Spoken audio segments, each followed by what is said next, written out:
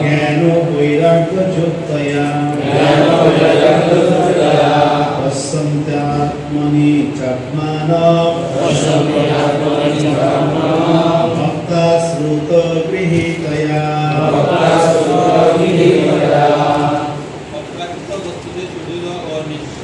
বিশ্বাসযুক্ত মুনিগণ জ্ঞান এবং বৈরাগ্যযুক্ত হয়ে শাস্ত্র সমাজনিত উপলব্ধি অনুসারে ভগবানের প্রতি প্রেমময়ী সেবার দ্বারা তাদের সুস্থ হৃদয়ে পরমাত্মা রূপে সেই তত্ত্ববস্তুকে দর্শন করে। এটা এই যে ভগবানকে পরমাত্মা রূপে যে দর্শন পেয়েছেন, যোগীরা পেয়েছেন, তো সেটার কথা বলা হলো। মুনিরা ইতিমধ্যে জ্ঞান বৈরাগ্য যুক্ত হয়ে তারা এই তত্ত্ববস্তুর অনুসন্ধান করতে গিয়ে পরমাত্মা রূপে হৃদয়ে তারা দর্শন পেয়েছেন। তো যারা এই ধ্যান ধ্যান করতে পারবেন না, যোগী মুনি হয়ে গিরি গুহায় যেতে পারবেন না, তারা কি করবে? তারা তত্ত্ববস্তু অনুসন্ধান কি করবে? সবাই কি আর যোগী হতে পারবে? সবাই কি ঘর বাড়ি ছেড়ে দিয়ে চলে যেতে পারবে? তো তাদের জন্য ব্যবস্থা আবার বলেন, আর ঠিক আছে তারা বর্ণাশ্রমের মধ্যেই থাক, কিন্তু বর্ণাশ্রমটা ভগবানের সন্তুষ্টি বিধানের জন্য করবে। 4 নম্বর, অত ভূমি দ্বিজ শ্রেষ্ঠ বর্ণাশ্রম বিভাগশ অনুষ্ঠিতস্য ধর্মস্য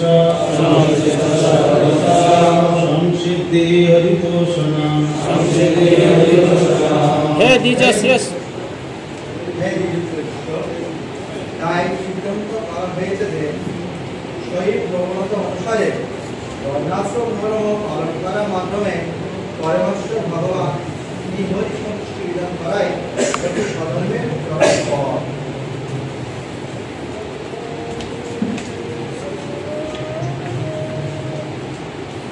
সবই পুংসান যত ভক্তির অদর্শনী, যত কথাটা আমরা বর্ণাশ্রম ধর্মের কথা বলেছিলাম, সেই কথাটাই আবার এসে বলছেন।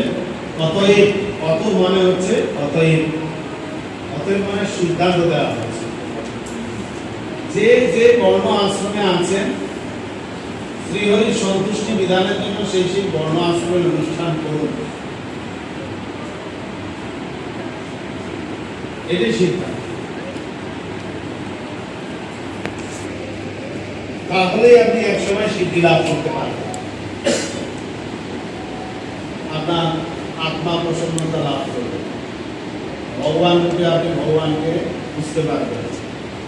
আপনি হয়তো যোগী হতে পারবেন না, পরমাত্মার দর্শন করার দরকার নেই আপনার, আপনি স্বয়ং সাক্ষাৎ ভগবান রূপী ভগবানকে সর্বত্র উপলব্ধি করতে পারবেন। গেল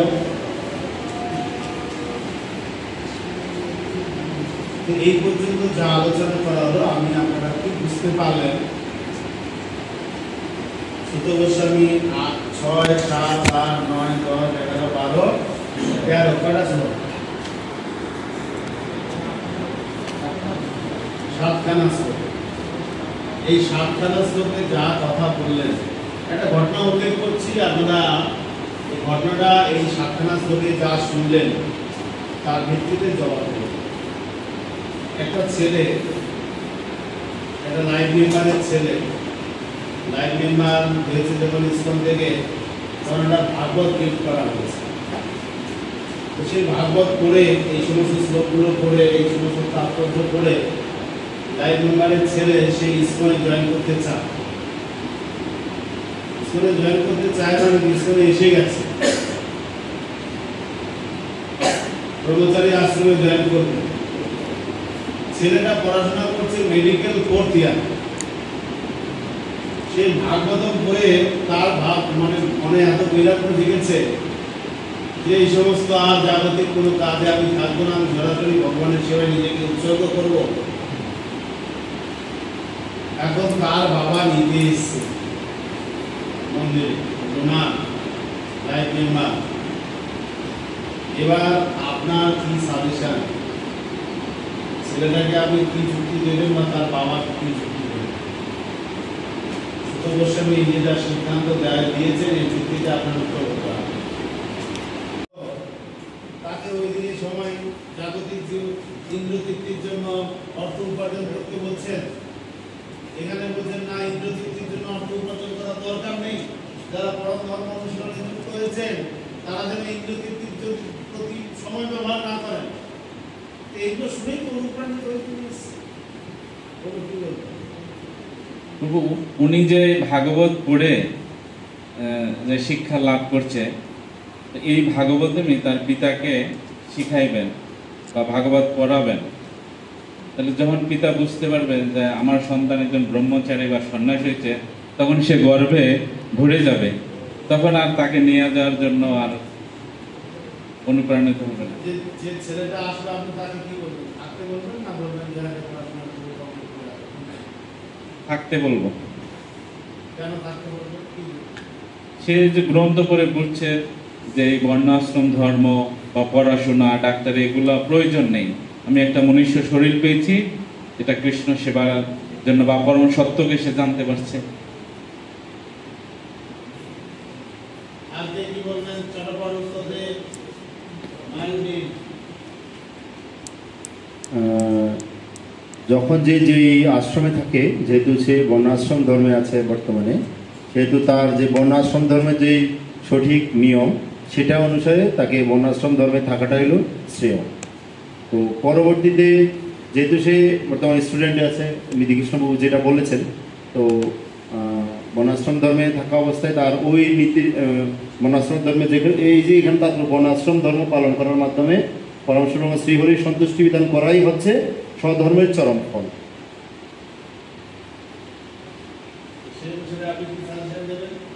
তাকে যেহেতু সে বর্ণাশ্রম ধর্মে আছে, তাই বর্ণাশ্রম ধর্মের যেটা সঠিক নিয়ম বা সঠিক যেই সিদ্ধান্ত সেই হিসাবে চলাই সেই হিসাবে চলার জন্য বর্ণাশ্রম ধর্মে ব্রহ্মচারী আশ্রমে আসতে এটা জয়েন করতে চাইছে, সেটা যদি পড়ালেখা শেষের পর এসে আসতে পারে, যেহেতু ছাত্রানাম অধ্যয়নম তপ।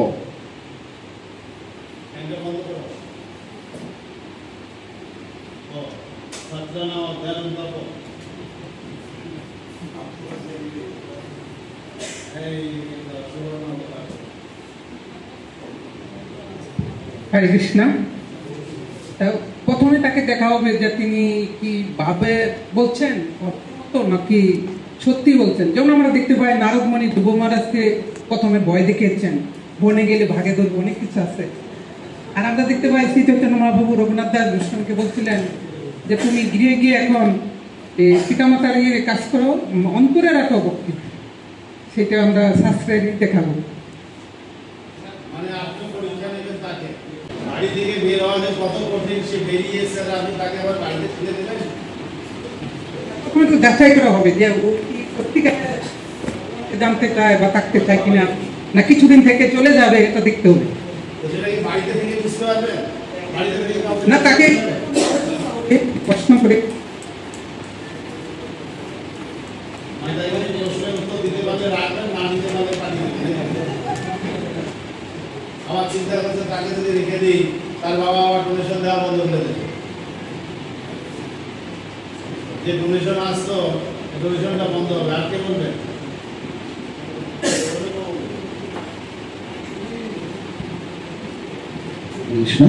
আমরা প্রভুপাদের বেলায় দেখি, প্রভুপাদ ভক্তিচারণ স্বামী গুরু মহারাজকে বলেছিলেন বহু জীবন পেয়েছ, এই জীবনটাকে কৃষ্ণ সেবায় উৎসর্গ করো।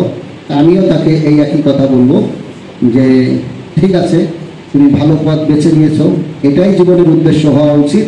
বহু জীবনে ডাক্তার হতে পারবো, কিন্তু কৃষ্ণ ভক্ত হওয়া বহু জীবনে সম্ভব নয়। তোমাকে সুস্বাগতম।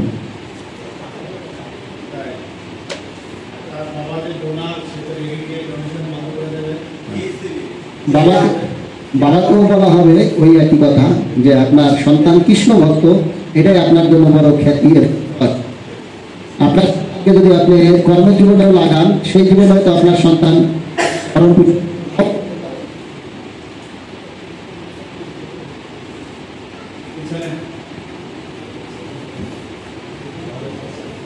ষোলো নম্বর শ্লোকে এটার উত্তর পাওয়া যাবে।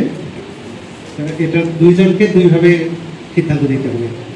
তার পিতাকে বলতে হবে যে যেহেতু ভগবান শ্রীহরিকে সন্তুষ্টি বিধান করাই হচ্ছে স্বধর্মের চরম ফল, সেহেতু তাকে ভগবানের সেবা করার সুযোগ দেওয়া হোক, এটা তার বাবাকে বলতে হবে। আর ছেলেকে বলতে হবে যে এখন সরাসরি এই কোর্স কমপ্লিট যদি মন্দিরে জয়েন করে তাহলে হয়তো মন্দিরে অন্যান্য সেবা, কিন্তু কোর্স করে আসার পরে কমপ্লিট করার পরে মন্দিরে জয়েন করে তাহলে ওই অভিজ্ঞতাটা ভগবানের ভক্তদের সেবায় কাজে লাগাতে পারবে। আর ভগবানের সেবা করার থেকে ভগবানের ভক্তদের যদি সেবা করা হয় তাহলে ভগবান সন্তুষ্ট হন। 16 নম্বর শ্লোকে ক্লিয়ার করা হয়েছে। এই জন্য তাকে বুঝিয়ে পাঠিয়ে দিতে হবে, কোর্সটা কমপ্লিট করুন, তারপরে এসে ভগবানের সেবা করবে। আর তার যখন বাড়িতে গিয়ে কোর্স কমপ্লিট করবে তার বাবা সন্তুষ্ট হবে। আর অন্যদিকে তাকে তার বাবা যখন ফিরে যাবে যে না আমার কথা শুনেছে, তখন কৃষ্ণ তাকে সুযোগ দিবে, এরকম। ধন্যবাদ। কি মাধব কি বলছে?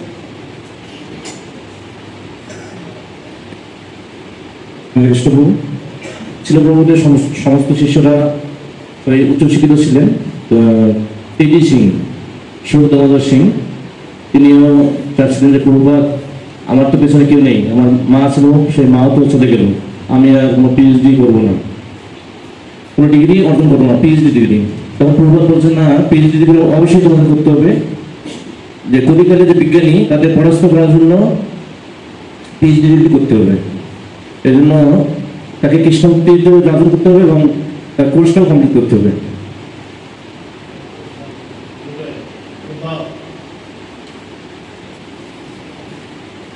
রঘুনাথ দাস গোস্বামীকে মহাবু বলেন, স্থির হইয়া ঘরে যাও, না হও বাতুল, ক্রমে ক্রমে পায়ে দিক ভবসিন্ধু। তারপর আবার বললেন, অন্তরে বৈরাগ্য করো, লোক না দেখাইয়া যথাযথ বিষয় বন্ধ না সত্য।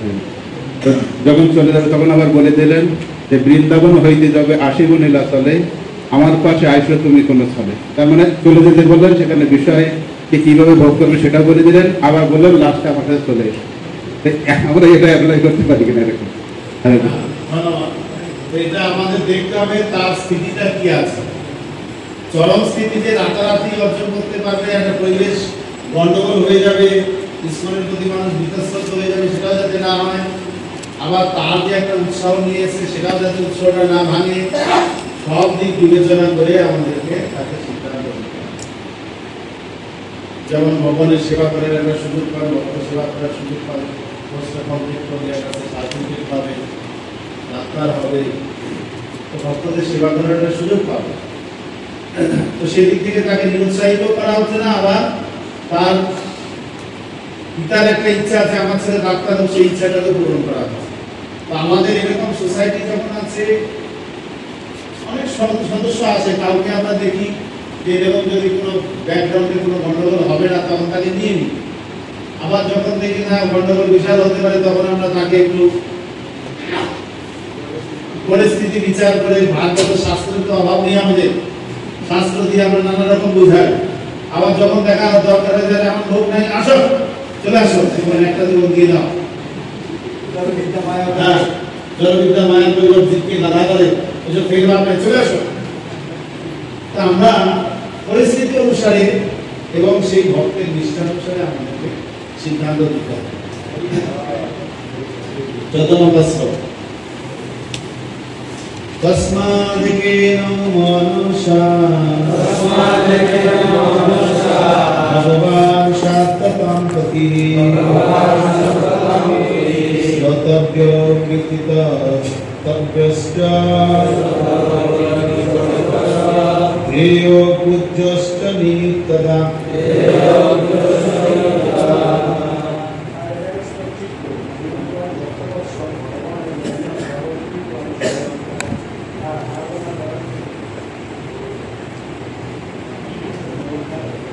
কি করতে হবে? শ্রবণ কীর্তন স্মরণ করে আরাধনা করা কর্তব্য। তা আমাদের এই সোসাইটিতে এই যে শুদ্ধ গোস্বামীর যে সিদ্ধান্ত কতটা পালন করা হয়, প্রভুপাদ যে সোসাইটি দিয়েছেন, এই সোসাইটিতে শ্রবণ কীর্তন স্মরণ কিভাবে করা হয়?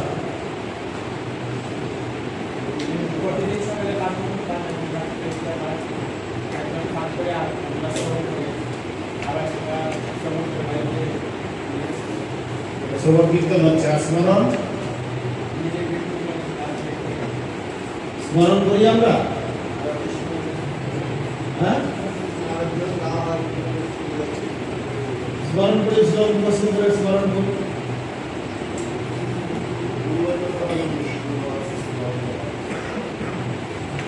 আমাদের শ্রবণ কীর্তন রূপী ভক্তির অনুশীলন ইস্কনে রয়েছে। আমরা স্পেশালি কোনো লীলা স্মরণ করি না। স্মরণ যে একেবারে রেস্ট্রিকশন আমাদের তা না। আমরা কখনো কখনো হয়তো বৃন্দাবনের কথা মনে পড়ে গেলে মনে পড়ে এই বৃন্দাবনে নিদমনে এখন কিরকম অবস্থা, সন্ধ্যা বেলায় বন্ধ হয়ে গেল, সকালে লেগেছে, এখন তো আর করতে দেবে না, ছটার মধ্যে সব বার করে দেয়। কি রাগা মানে চশমাটা চুরি হয়ে গেল, আমার হয়নি, ভালো এরকম হয় না? বিভিন্ন বোধের লীলা বা বিভিন্ন সময় বিভিন্ন ঘটনাটা স্মরণ করি, কিন্তু বাবাদিরা যে স্মরণ করে অষ্টকালীয় লীলা সেটা আমরা করি। আমাদের শ্রবণ কীর্তন রূপী অঙ্গের অনুশীলনী সোসাইটিতে দেওয়া হয়েছে, প্রভুপাদ দিয়েছে। প্রভুপাদ যে দিয়েছেন এটা মন করা পন্থা না, এটা সুত গোস্বামী দ্বারা অনুমোদিত পন্থা। সুত গোস্বামী বলছেন, অতএব শ্রবণ কীর্তন স্মরণের দ্বারা ভগবানের আরাধনা করা উচিত। তাহলে শ্রবণ কীর্তনের দ্বারা করছি, শ্রবণ কীর্তন করতে করতে ভগবানের লীলা আমাদের হৃদয়ে স্ফুরিত হয়। কৃত্রিম ভাবে লীলা স্মরণের দরকার নেই। সেটা ভক্তি সিদ্ধান্ত সরস্বতী ঠাকুর কৃত্রিম ভাবে লীলা স্মরণকে তিনি নিন্দা করেছেন। শ্রবণ কীর্তন করে আমরা যখন শুদ্ধ হব, তখন ভগবত লীলা স্বাভাবিকভাবে আমাদের হৃদয়ে স্ফুরিত হয়।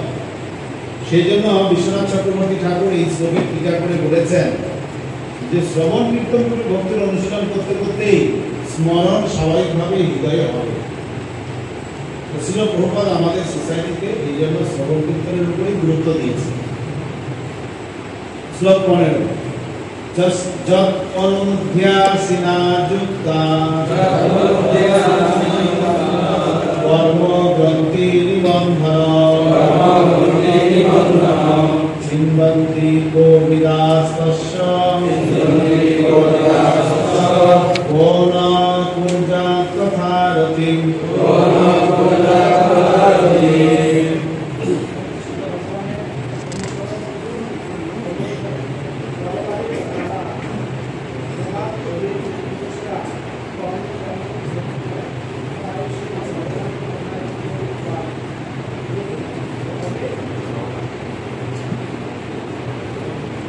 ভগবানের কথা স্মরণটাকে তরবারির সঙ্গে তুলনা করা হয়েছে।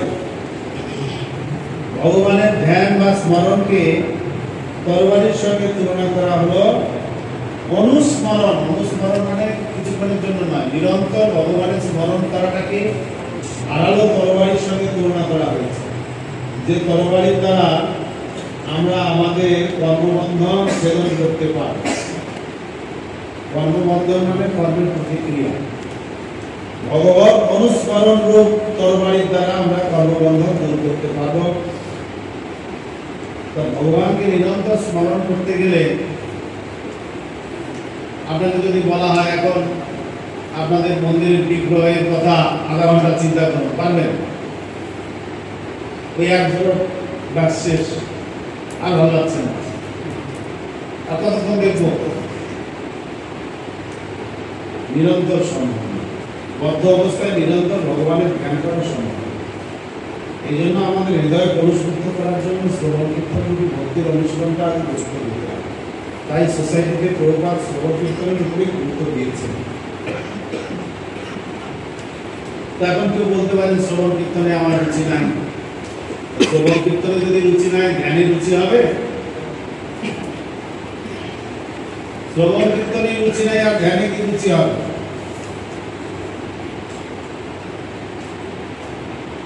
শ্রবণ কীর্তনের রুচি কিভাবে আসবে? 16 নম্বর শ্লোকে বলা হয় স্মরণ আর ধ্যান একই কথা। অনুস্মরণটা নিরন্তর, স্মরণ ক্ষণিকের জন্য, সেটা যখন নিরন্তর হবে তখন সেটা ধ্যান হবে। শুশ্রূষুশ্রদ্ধ ধানস্য বাসুদেব কথা রুচি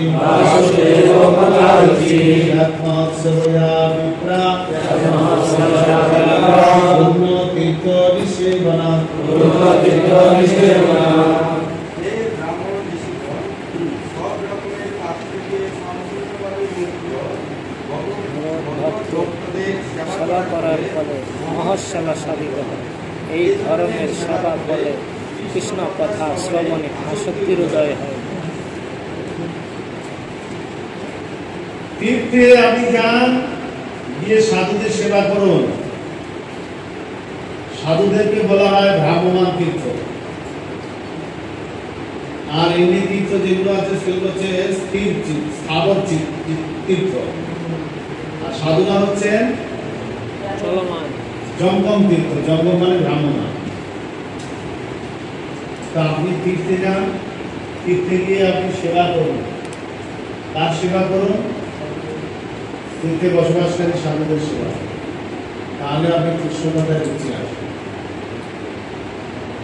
কৃষ্ণ কথা শ্রবণে আপনার রুচি উদিত হবে। এই শ্লোকে শ্রদ্ধা এবং সাধুসঙ্গ, শ্রদ্ধা, সাধুসঙ্গ, ভজনক্রিয়া, অনন্ত নিবৃত্তি, নিষ্ঠা, রুচি, আসক্তি, ভাব, প্রেম, এই যে আমাদের নখানা ভক্তির অঙ্গের ধাপ রয়েছে, নটা ধাপ এগোতে হবে আমাদের। তো প্রথম হচ্ছে আপনার সাধুর প্রতি শ্রদ্ধা থাকতে হবে, সাধুর কাছে গিয়ে তার সেবা করতে হবে, তাহলে আপনার সাধু সঙ্গ হবে। শ্রদ্ধা এবং সাধু সঙ্গের কথা এই 16 নম্বর শ্লোকে বলা হলো।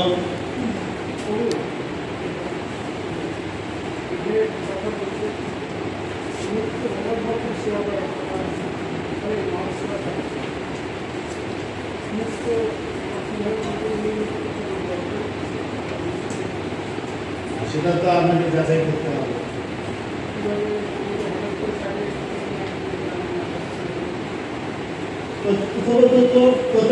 প্রতারিত হওয়ার চান্স রয়েছে যে মুক্ত কি মুক্ত না। আমি একটা নতুন জায়গায় গেলাম, দেখছি তো ভালো মোটামোটা কারণ আমি শুধু লাগছে, জটা মোটা সবই আছে, মুক্ত কি মুক্ত না কি করে বুঝবো? কৃষ্ণ কথা আমার তার কাছে শুনতে হবে। কৃষ্ণ কথা তিনি কৃষ্ণ ভক্তির কথা কিরকম বলছেন শুনে বোঝা যাবে যে হ্যাঁ ইনি অরিজিনাল সাধু। কৃষ্ণ ভক্তির কথা বলে তখন সেই সাধুর সেবা হবে। আর না হলে সব গাঁজা হচ্ছে, যে যেরকম চাইছে তাকে সেরকম মন্ত্র দিচ্ছে, ছাই বসে গায়ে মেঘে আছে, কুম্ভ মেলাতে গিয়ে লোকে সাধু বোঝে না, এরকম ঠিক না। আমাদের প্রকৃত সাধুকে সেটাও জানতে হবে। মাতা দেবতীকে তার পুত্র কপিলদেব বলেছেন, মা তুমি সাধু সঙ্গ করো। সাধু চিহ্ন কি করে সাধু বক্ষণ করে দিয়েছে। মদাশ্রয়া কথা নিষ্ঠা, আমার কথাকে আশ্রয় করে রয়েছে, আমার কথা সবসময় বলছে, আমার কথায় পরম আনন্দে সে জীবন যাপন করছে, সেই হচ্ছে প্রকৃত সাধু। তার সেবা করতে হবে। ব্রহ্মের কথা বলছেন আর অন্য কোনো কথা বলতে কৃষ্ণ ভক্তির কথা বলছেন না, সেই সাধু সাধু করতে সাধু।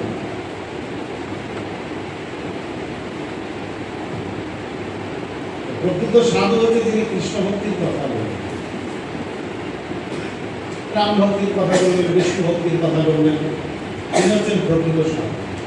তো সেই সাধুর সঙ্গে তাহলে আমাদের ভগবানের কথায় রুচি আসবে। এইভাবে সেই সাধু সেবা এবং তার কাছ থেকে হরিকথা শ্রবণ করার ফলে আমাদেরকে অনর্থ নিবৃত্তি হবে। সেটা 17 নম্বর শ্লোকে বলা হচ্ছে অনর্থ নিবৃত্তি। কথা কৃষ্ণ পুণ্যশ্রবণ কীর্তন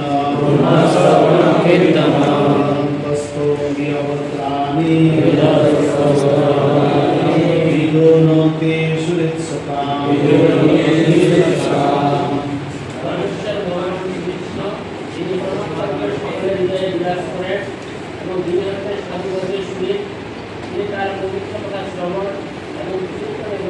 ভক্তদের হৃদয়ের সমস্ত ভোগ বাসনা বিনাশ করেন।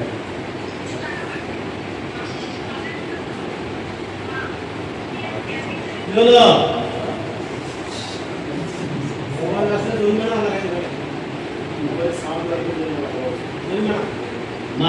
টাকা আমরা নেব।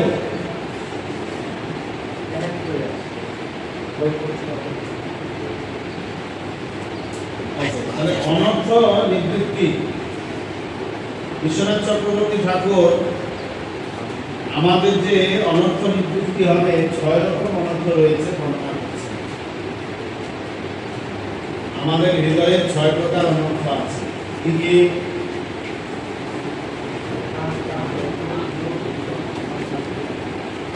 সেটা তো আছে, সেটা তো আমরা সবাই জানি। বিশ্বনাথ চক্রবর্তী ঠাকুর ভক্তি জীবনের 6 প্রকার অনর্থের কথা বলেছেন। প্রথম অনর্থ হচ্ছে উৎসাহময়ী। লিখুন, উৎসাহময়ী, খুব উৎসাহ নিয়ে সেবা করা, ওটা একটা অনর্থ। লিখুন তো আপনি, উৎসাহময়ী, একেবারে হুট হাট করে সব কিছু একদম জিনিসের মধ্যে এই কাজটা করো, শেষ, আর কি আছে করবো, বলুন বলুন, এটা করো, শেষ, এত উৎসাহ। কেন এটা অনর্থ? এটা শুরুতে এটা ভাবুকতার বসে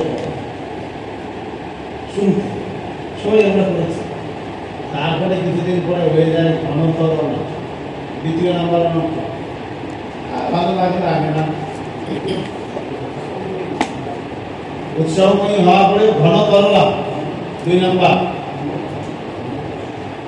ঘনতরলা, কখনো ভালো লাগে সেবা করতে, কখনো লাগে না, হয় কখনো ভক্তিটা যেন পাতলা হয়ে গেছে, 10টা বেজে যাচ্ছে, তাও হচ্ছে না। আর কখনো কখনো একেবারে মঙ্গলারতির আগে শেষ। ঘন তরনা, কখনো ঘন কখনো তরনা, এটা যেন দীক্ষার পরে আরো বেশি হয়।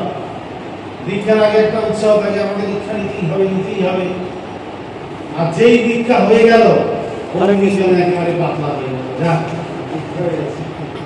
দীক্ষা হয়ে গেছে, সব গুরুদেবই করবেন, আমার আর কি দরকার।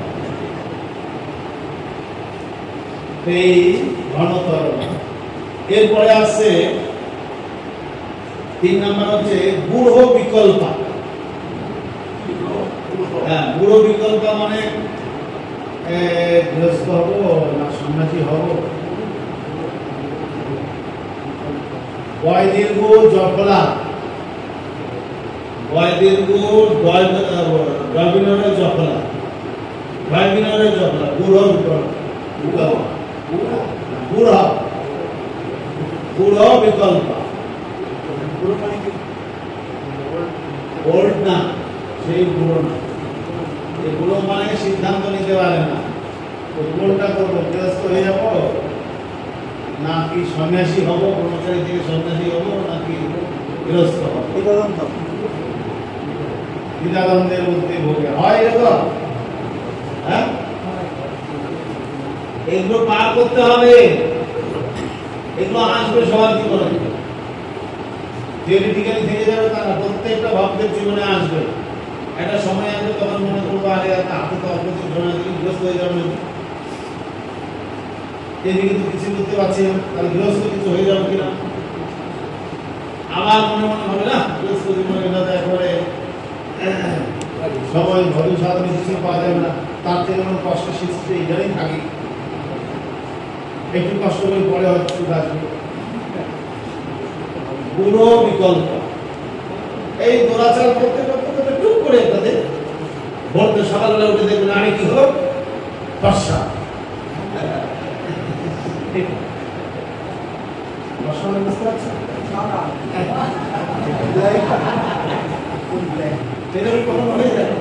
এই করবো এই করতে করতে করতে করতে করতে কবে একদিন শুনছে প্রভু বর্ষা হয়ে গেছে। পুরো বিকল্প, এই অনর্থটাকে আর কাটাতে পারে। এতদিনের অনর্থ 2-3টা অনর্থ কেটে গেছে, এই অনর্থে এসে আর কাটাতে পারলো না, ব্যাস তারপরে অনর্থ আসবে। তারপরে অনর্থটা হচ্ছে বিষয় সংগ্রহ। এটা যদি কোনো মতো কাটিয়েও ফেলে জানো সেটা দিকে আসিনা সেটা দিয়ে থাকবে কোনদিকে নষ্ট হবে না বিষয় সংঘরা সংঘরা মানে বিষয়ের সঙ্গে সংঘর্ষ ডাক্তার তো বলছে পিজা খাওয়া যাবে না খাবো একদিন খাই যাচ্ছে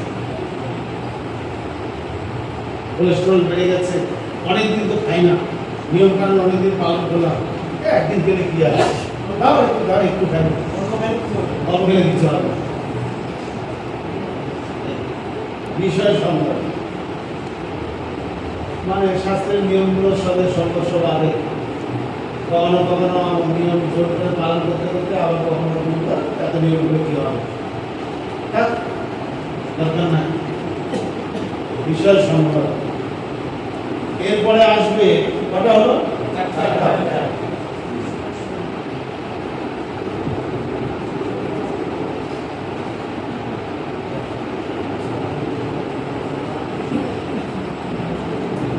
নিয়মক্ষমা নিয়মক্ষমা মানে নিয়ম পালনে অক্ষম নিয়মক্ষমা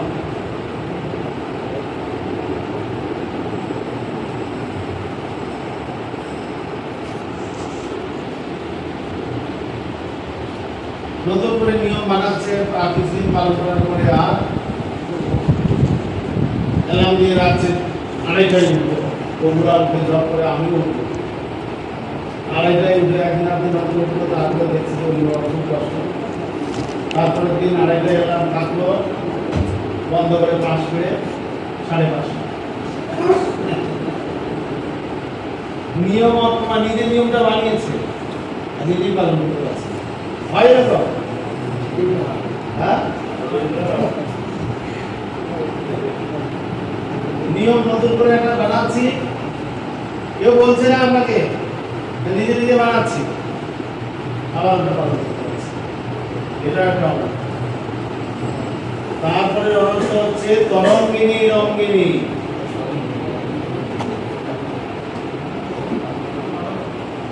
তরঙ্গিনী রঙ্গিনী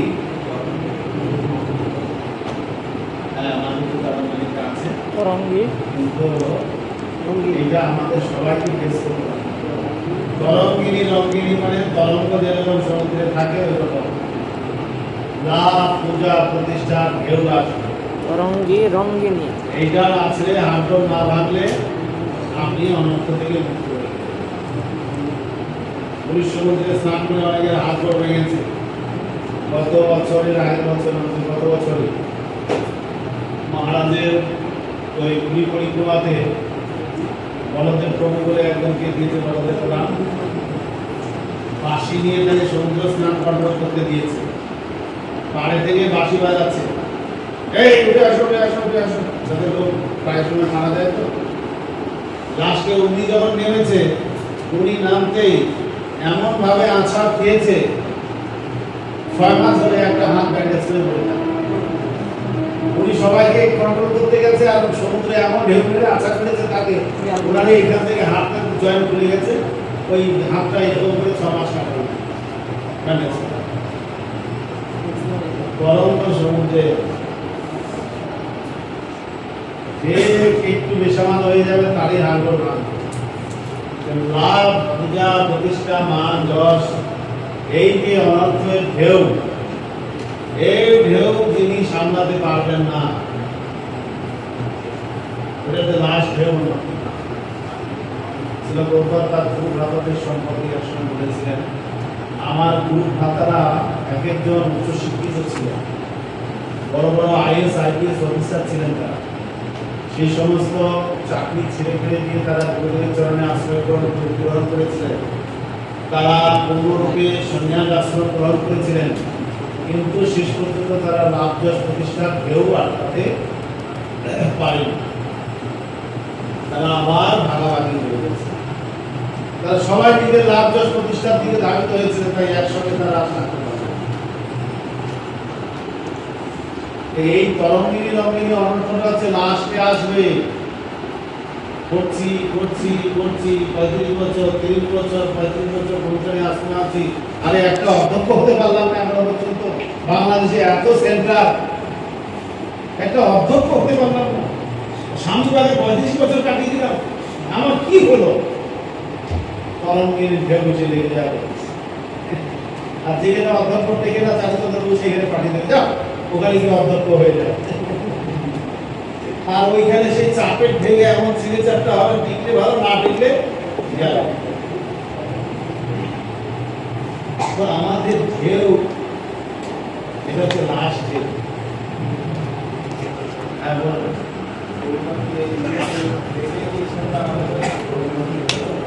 না, ইসকনটা করিডোর থেকে আলাদা প্রভাব করতে চাননি।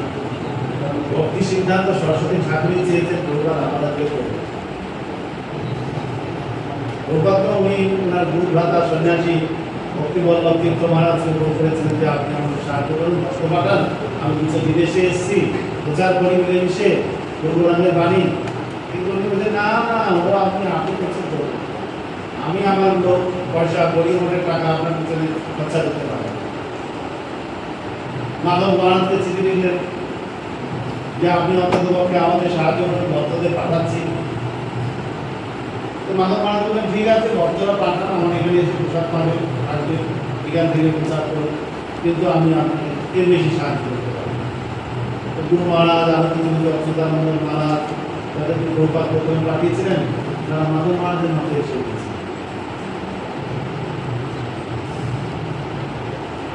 এইভাবে কিছুটা সাহায্য মাধব মহারাজ করেছিলেন, কিন্তু ভক্তিবল্লভ তীর্থ মহারাজ, ভক্তিবল্লভ তীর্থ চৈতন্য মঠের আচার্য দিয়েছিলেন।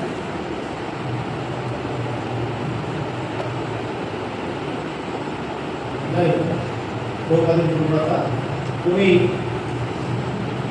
জ্যোতি মহারাজের গুরুদেব তিনি ছিলেন। উনি প্রভুপাদকে সাহায্য করেছেন। প্রভুপাদ নিজে নিজে আলাদা করেছেন তা না, প্রভুপাদ গুরু ভাইদের সমস্ত ছিলেন। সিদ্ধান্ত সরস্বতী ঠাকুর যখন ছিলেন, বোম্বে মন্দিরটা যখন ওপেনিং হলো, অডিও মঠ, প্রভুপাদ খুব সাহায্য করেছেন। সবাই চাইছিলেন অধ্যক্ষ প্রভুপাদ প্রপোজাল দিয়েছিলেন যে অভয় বাবু আমাদের খুব সাহায্য করেছেন মন্দির বানাতে, ওনাকেই অধ্যক্ষ করা বলে মন্দির।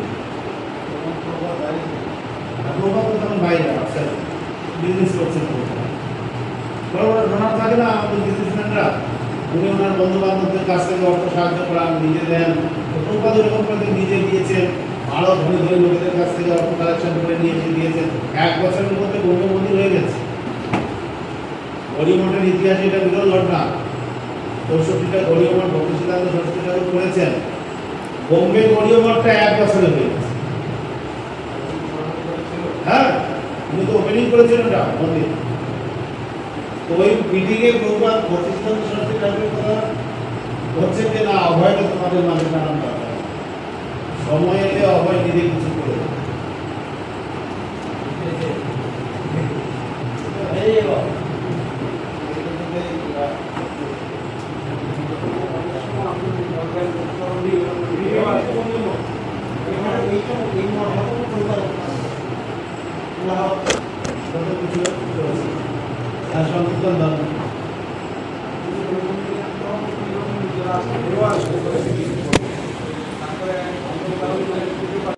লোক আপনাকে দেখে লোকে ভাববে সাধু সাধু, এরা ধমকি দিতে পারবেন লোককে, কোনো একটা বিপদ আপদে গিয়ে চিড়িয়ে কাটালে লোকে লোক ভয় পাবে কথা বলতে। এই যে সোসাইটির লোকের দরকার, আপনার শরীরটা ব্যবহার করা হচ্ছে সোসাইটিতে, এটা আপনাকে বুঝতে হবে। এই শরীরটা নিয়ে যদি কোথাও গিয়ে কোমরে গামছা বেঁধে দাঁড়িয়ে দেন, দুটো লোক আসতে ভয় পাবে, আরে শান্তি গিয়ে দিতে পারে, এখানে কিছু করা যাবে। আর যদি পাতলা পিঠে কে আছে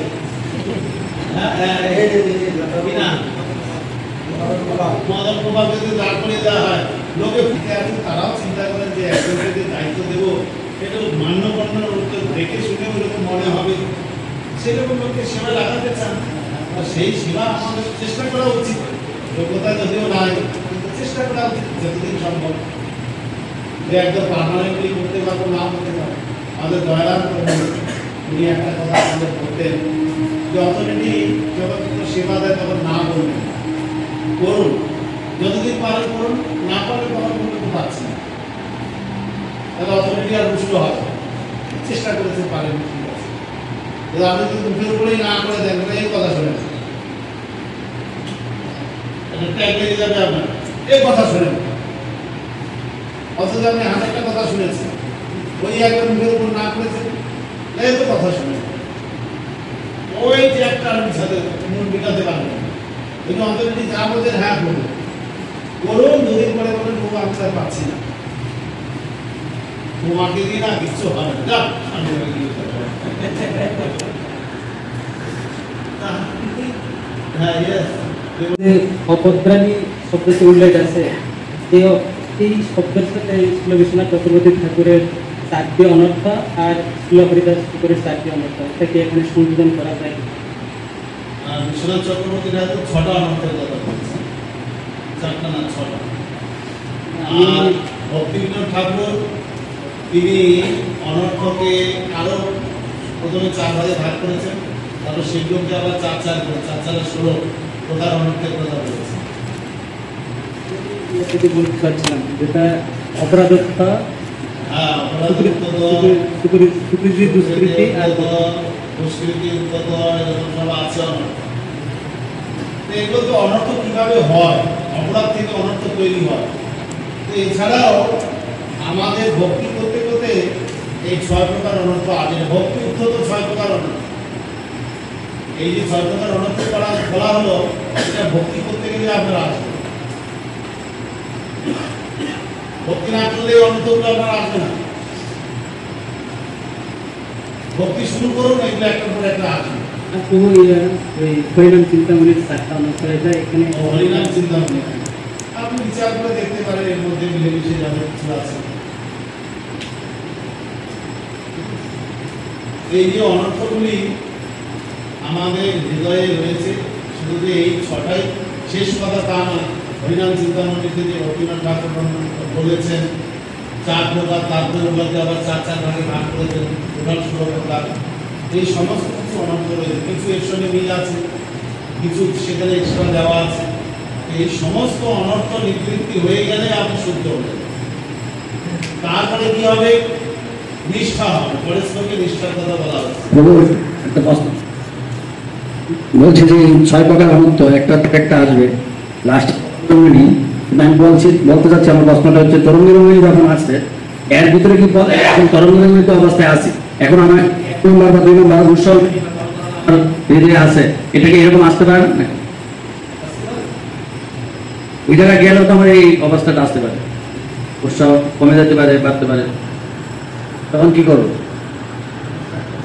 একবার তো গেলাম পারবে ওই জায়গা পর্যন্ত, এরপরে আবার যে এগুলো আসে মাঝে মাঝে, এই মাঝের গুলা, তখন এটাই তো আমাদের এগুলো ঢেউয়ের মধ্যে আসতেই থাকে।